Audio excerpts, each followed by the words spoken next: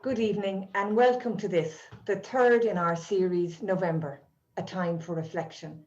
And it is with great pleasure that I welcome Elizabeth Garry Brosnan with us this evening. I suppose last week it really struck me when Father Jim Cogley spoke about moving beyond our grief to meet our loved ones once again.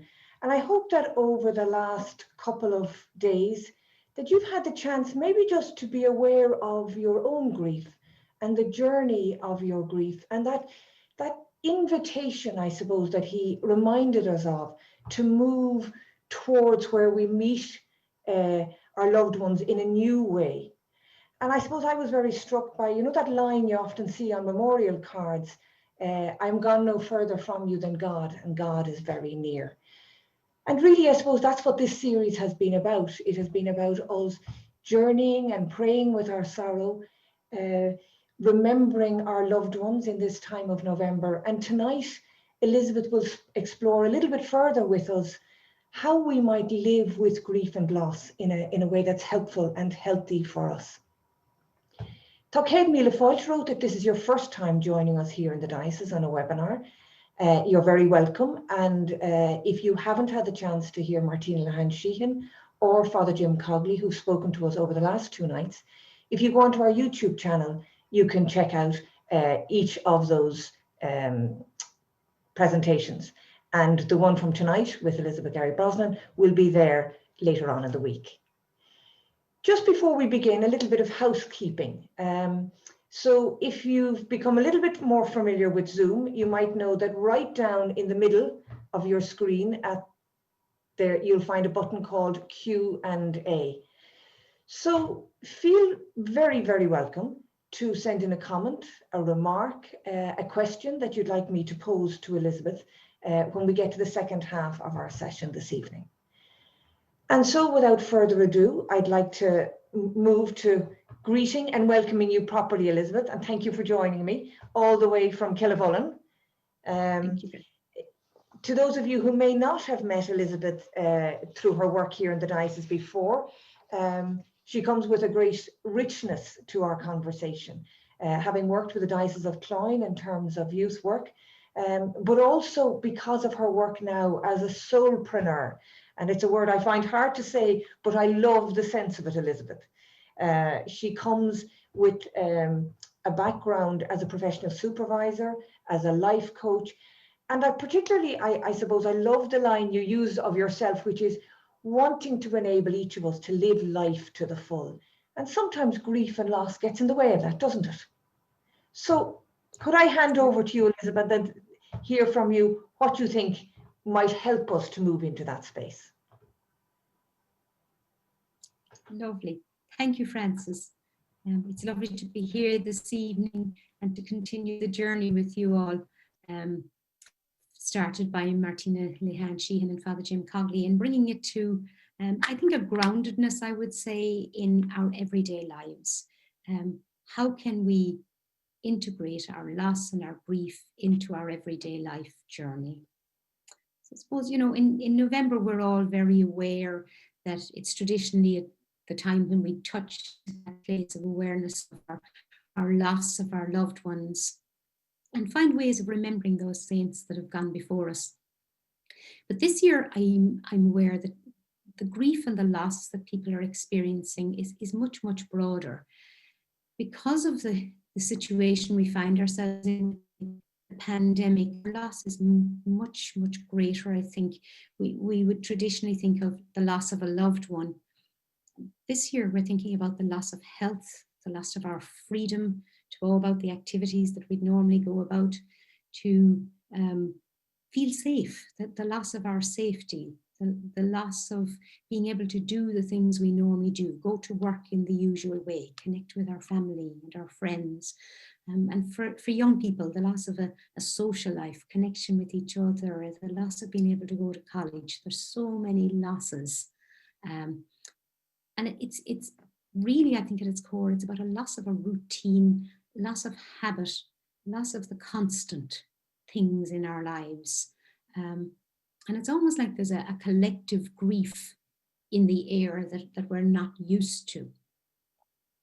And it's about asking ourselves, what can we do with this? Loss in general is something that happens suddenly in our lives, even when we're expecting the death of a loved one. When it comes in that moment, it's still sudden for us when it arrives at our door. And whether it's in that moment and the moments after, or when we're looking at the broader sense of loss at the moment, I think a common theme is we're in an unfamiliar place. What we know has been taken away from us, and very much without our permission. There is no choice for most of us around this in terms of we're landed where we are. I can tell you none of us would be sitting here this evening trying to understand how to live with our loss and our grief if we had a choice. We would skip this natural part of the cycle of life if we could save ourselves of the pain that costs us. And at the moment, we're longing, in so many ways, we're longing for what's missing.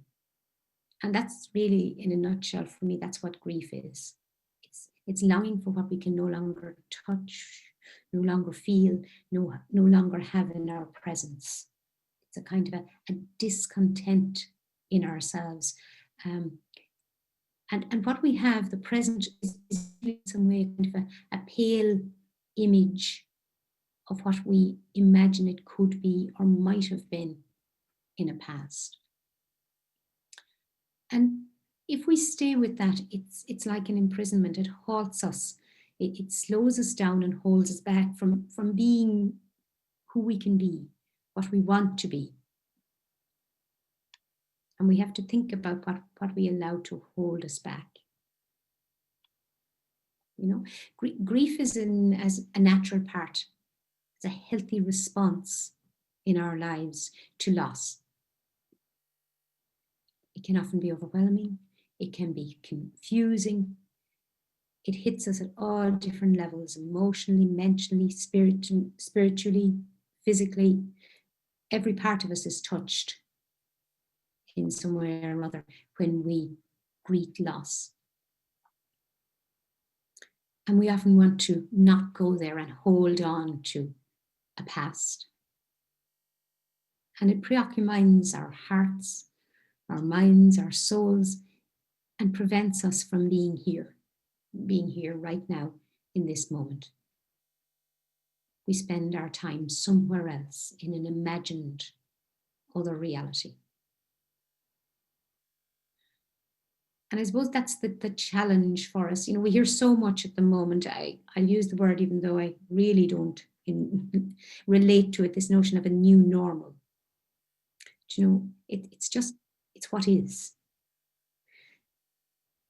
And letting go of some part of what was, a sort of a surrendering of what was, is the only way to be where we are now. It's about sort of letting go of that tightened grip we have on something that we actually don't have. We're holding on to something that doesn't exist right now. And we're using an imagination to create what isn't real for us in the physical sense. And then in loosening that tightened grip, it actually is almost like the opening of a flower. It creates something. That surrendering, that letting go, doesn't mean we forget. Doesn't mean we lose connection. It offers us a possibility of a different kind of connection, of a reconnection with what we have here and what we have now, the way we can now relate to the person who is no longer physically present. When we let go of that, we now create the possibility of relating to that person in a new way. When we let go of the pains of what we're losing and have lost in this COVID situation, it actually allows us to have the freedom to be as we are now and to expand our thinking around it. As human beings, we really do not like change. Even positive change can rattle us. We want things to stay the same, even though we know they can't. We want to know what to expect, how to act, where to go, how to be. We want the familiar. We want the routine, the predictability. It's safer, it's more comfortable, even if it isn't always the best for us. And so we resist any kind of change as human beings. We resist letting go of that grip, because we're creatures that are built for order, structure, routine, habit. And we hold on to that. So anything that changes that order is uncomfortable. And it can cause us to be fearful. And so right now, as a nation, as a whole world, the ground beneath our feet is not solid. It's unfamiliar. We haven't been here before. The language we're using at the moment is unfamiliar. We're talking about pandemics and exposure and herd immunity and flattening the curve and the R rate and all sorts of terms that we would never have used in our everyday lives. We're asked to behave in ways that are unfamiliar. Wear face masks, social distance, isolate. So there's so much unfamiliar, unknown to us. And as I say, none of it is of our choosing. We are in this place without ever having chosen to be here. And this change is a constant. The change is going to continue. We will move from where we are to another phase in our lives. And the piece about that is, how do we permit that? How do we open our minds and our hearts to allow that change to happen? To quieten the resistance in us. There's a woman, Laurie Pollock, has written a book called Growing Forward When You Can't Go Backwards. It's an interesting title, isn't it? Because growing forward when you can't go backwards. None of us can go backwards in time. And so what I think, that title challenges us to choose to grow going forward. Very often, at times of grief and loss, we find ourselves in that no man's land. We're in a middle ground, kind of lost between what was known and was familiar, and not quite sure of what's coming. So we're sitting in this place, what I call the place of transition. And loss happens usually quite quickly. But transition happens over a longer period of time. And while we're in that transition phase, it's known as the neutral zone. There's I have a quote here. There's a quote from a woman called Marilyn Ferguson about this, and she says, "It's not so much that we're afraid of change or so in love with the old ways, but it's that place in between that we fear. It's like being between trapezes. There's nothing to hold on to." The way, if you've ever looked at the circus and the trapeze artists, when they're swinging way up there in the air, the artist lets go of one trapeze and there's that split second before they've caught the other one. And that's what I think Marilyn Ferguson is saying to us. This time when we are grieving is that place of being in between. We haven't quite let go of the way it was. We haven't found the way it's going to be either. William Bridges says it's the interval between the decay of the old and the formation of the new, full of uncertainties. And so for us, it's about understanding that this is where we are. This is the way it is. We are in this place, as I say, not of our choosing. But we know how to say Amen. At the end of all our prayers, we say Amen. So be it. So, how do we say Amen to this is a challenge for us.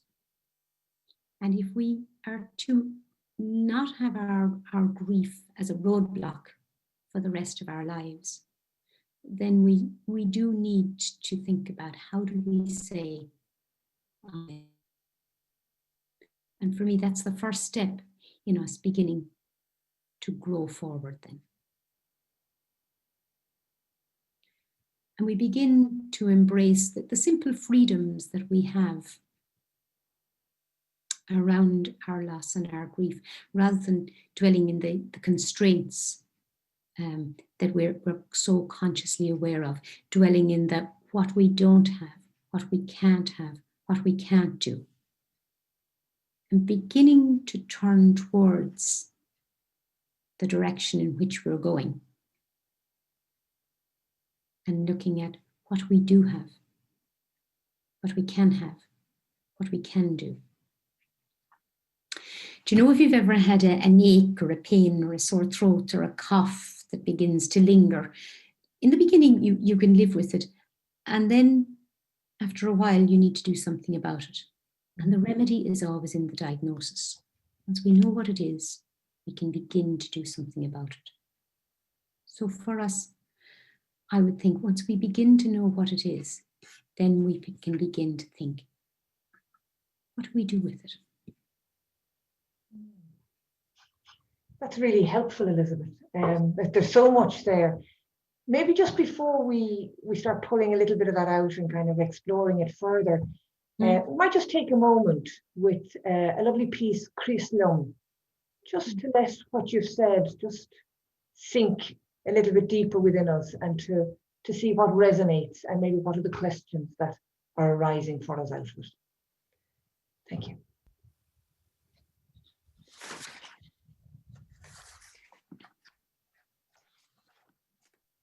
Christian, Christrom, Christum Iug, Christos Maciansa, agus Christ fum, Christ in a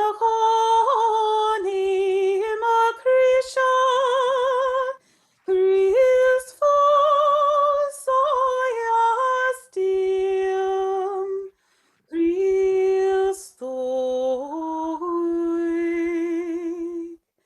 Antinatix lianu, Antinatix lianu, Garevelanu airna, in armask gasel nasel, Christian,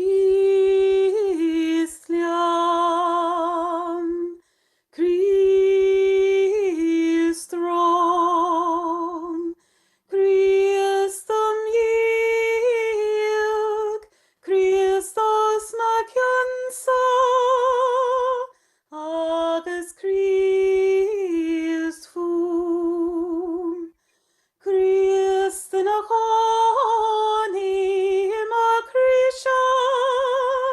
Christ fos oiastium, Christoi, Antinatix lianu, Antinatix lianu, Garevelanu airna, in armask gasel nasel, in armask gasel nasel.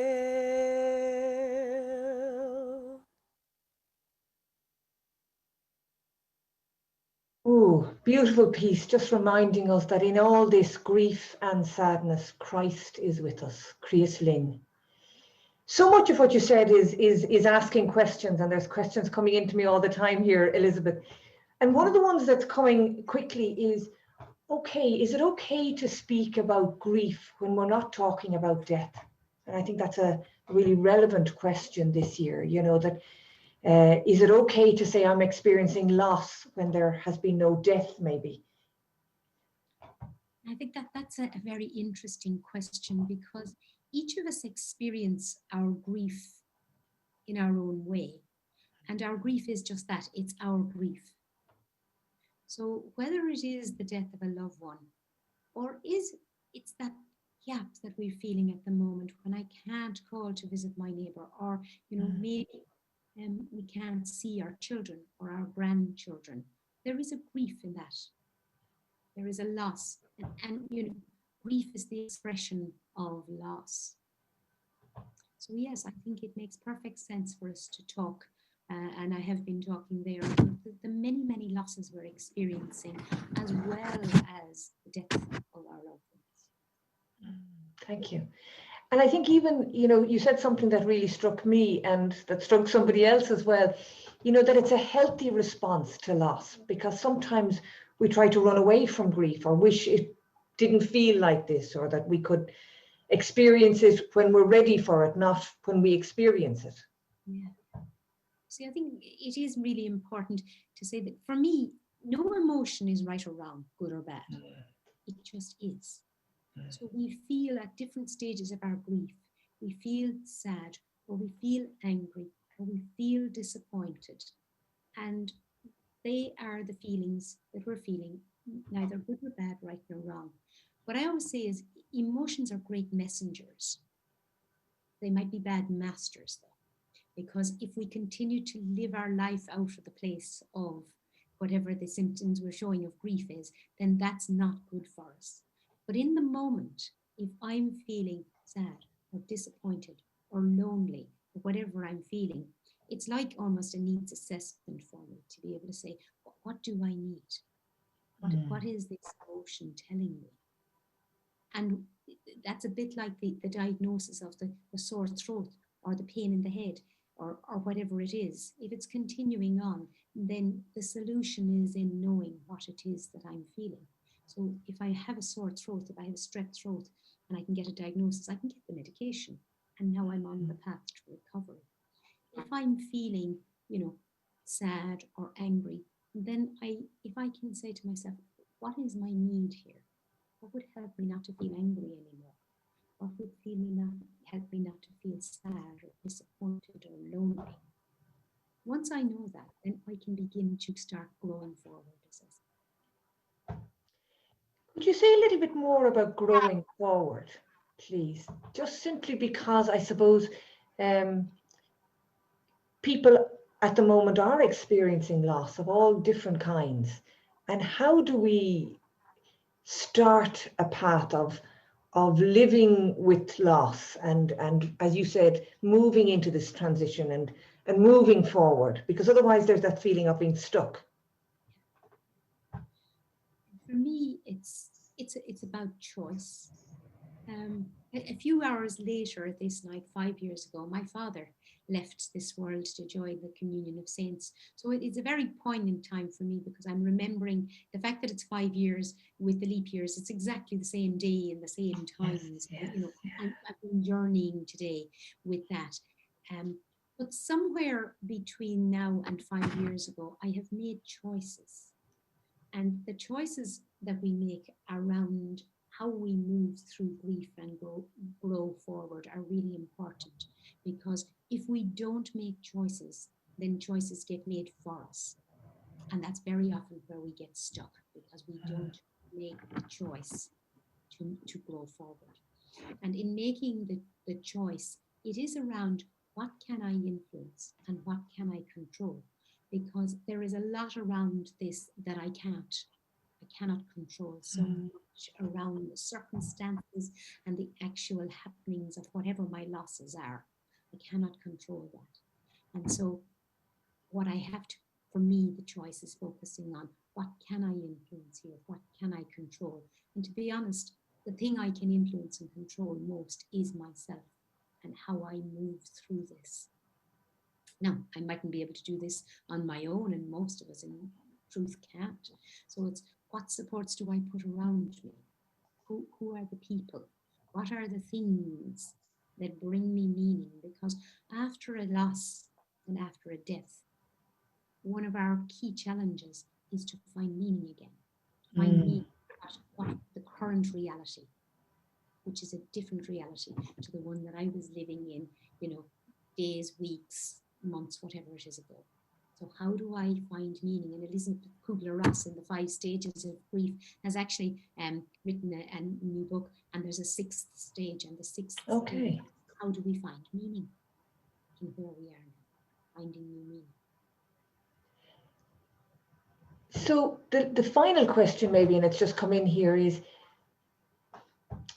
we know we need to move on.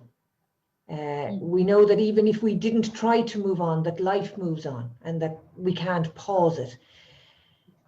Can you give us, maybe just 1 or 2 things of how we might start? Because sometimes it's that first step that makes all the difference. And I suppose, and that's really interesting. I'm going to share a couple of lines of a poem about that first step. For me, the first step is to think back to, what did I used to do?